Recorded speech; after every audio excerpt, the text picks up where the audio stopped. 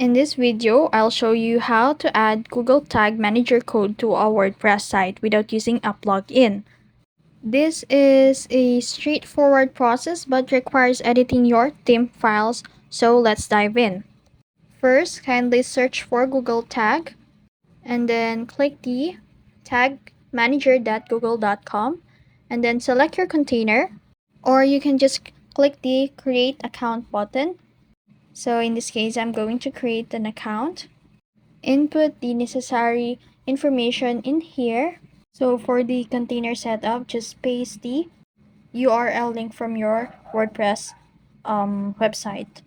And then just click the create. And then check the I also accept. And then click yes. And wait it to load up.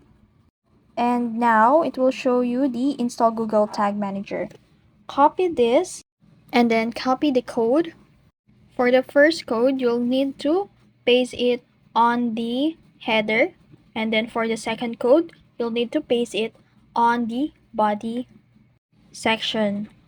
Now, in order to add a code without a plugin, log into your WordPress dashboard, then navigate to Appearance and Theme File Editor.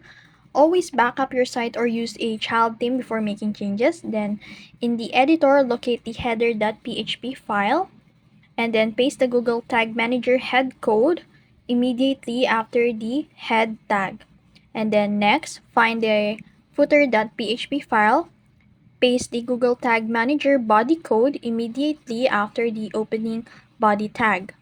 And then save your changes for both files, and then to ensure the Tag Manager is working, open your website in a browser, right click and select View Page Sources, and then check if the Tag Manager code is present in the both head and body sections.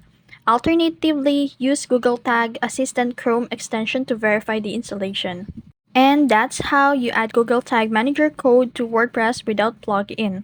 I hope this guide helps. If you found this video helpful, don't forget to like, share, and subscribe to the YouTube channel.